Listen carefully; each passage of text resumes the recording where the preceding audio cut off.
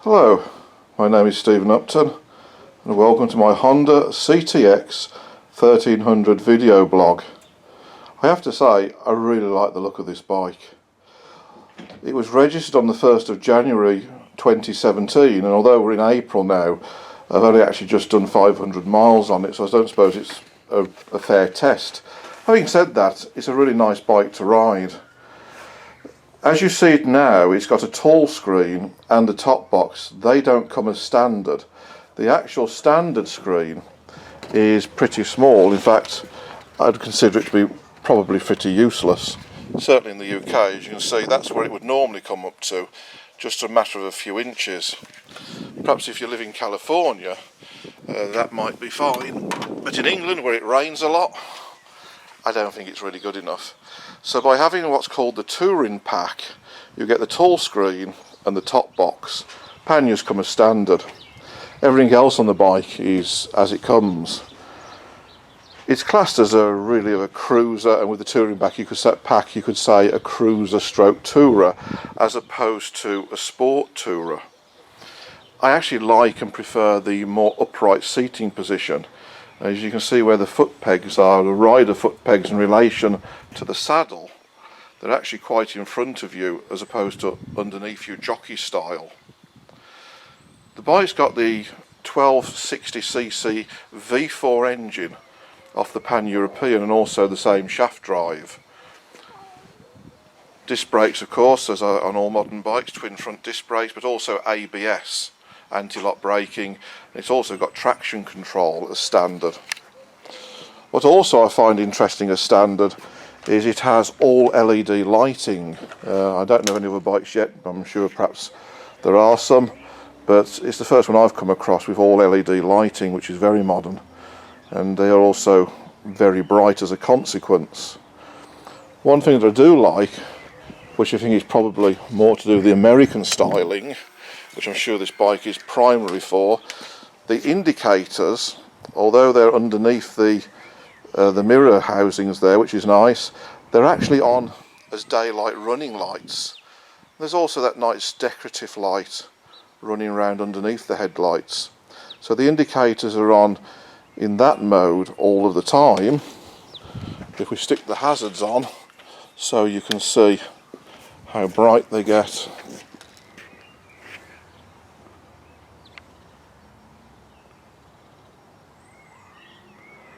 Nice lights.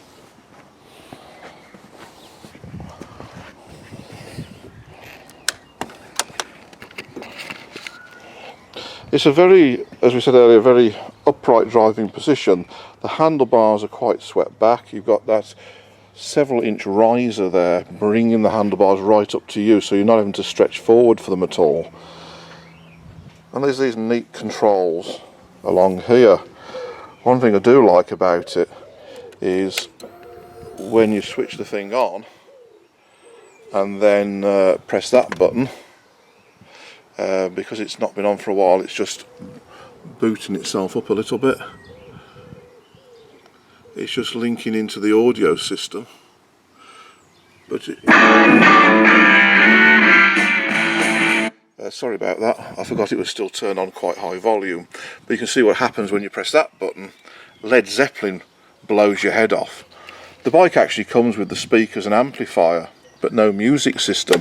What you do, you can plug into here, as I've done, a little USB memory chip, or you can plug your iPhone in, or I suppose anything USB-ish. So on the right hand side you've got selectors, audio on off. This selects in the actual dashboard. When I change that, seem to get a lot of light reflecting for some strange reason off something, and we can't get a good image of it. But what we can do is, if you notice, the top row changes average speed, trip time, nothing, instant fuel, average fuel, and then miles, trip A, which I've done today, 60 miles, trip B, which is since I filled up, 164, and I reckon this bike will do about 200 mile on a tank when you're cruising. It's 21 degrees, and the bike's done a total of 502 miles. And this left side, there's another little pocket, but to be honest, I don't think you get much in it. You might, I don't even get a packet of cigarettes in there, not that I smoke, but as you can see, I've put nothing in it. It comes with heated grips as standard. I have fitted what's known as grip puppies. They're only about £2.50 from eBay, but the standard grips for me, I've got big hands. The standard grips are a bit narrow diameter and sometimes a bit hard. These are cushioned, but it just thickens out the grips a little bit and makes it far more comfortable. And they just slip over. And the only other thing I always fit to a bike is a palm rest. I get cramp in my fingers a lot, so by having the palm rest, your hand just rests there. You can let go of the throttle with your grip and you don't all of a sudden slow down.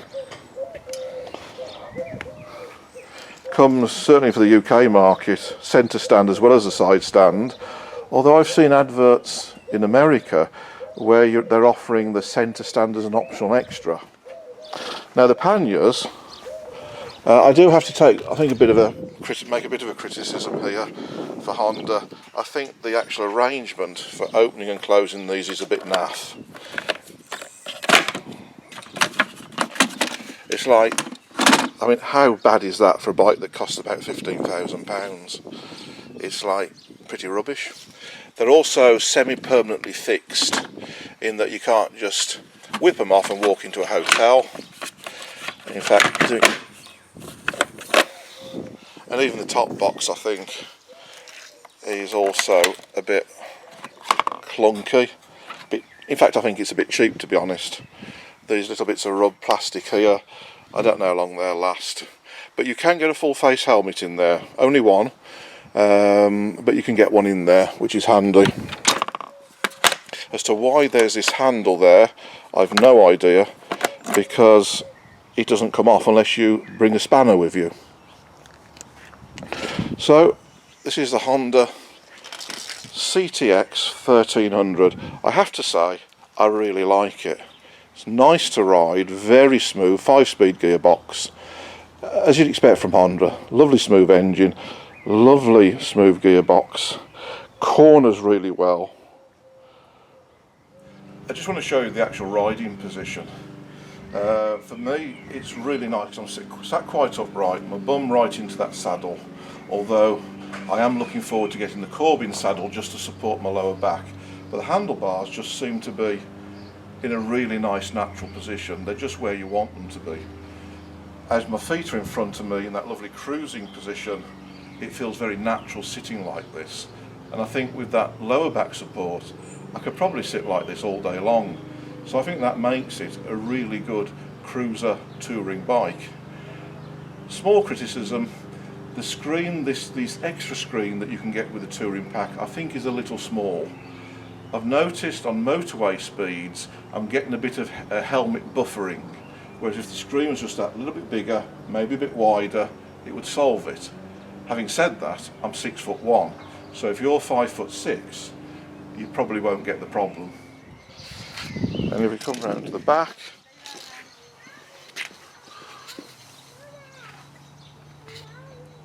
you can see great big fat back tyre. And again, all the rear lights, as with the front, are LEDs. I think we need to take it out for a ride now.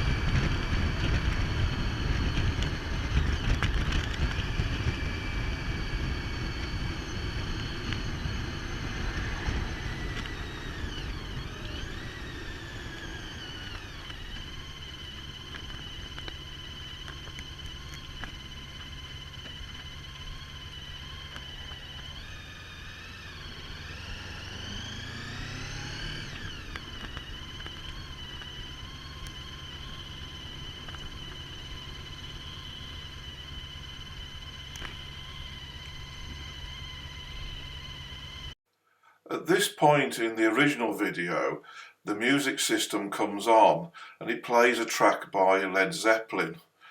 However, unfortunately, I've had to edit the music out of the video because of copyright concerns, and YouTube won't then let me post this video. But never mind, what I'd like to say is the sound system is actually quite impressive. I had a sound system like this on a K1600 and was not impressed with that at all.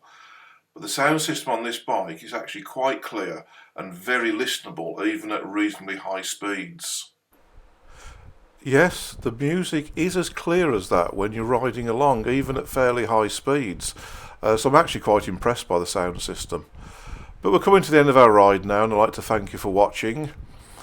If you've enjoyed this little film, then please subscribe to my YouTube channel. If you're not a biker, you probably won't understand what I'm going to say next. This bike won't do all things for all people. In reality, as a proper biker, you need 3 different bikes to do everything. But this bike makes an excellent cruiser, and I think will make an adequate touring bike. I've got a CB1100 as well. As to the third bike, I've not got one of those yet. Maybe you've got some suggestions as to what bike would fill that gap. Anyway, thank you for watching. I hope you've enjoyed it. Safe riding.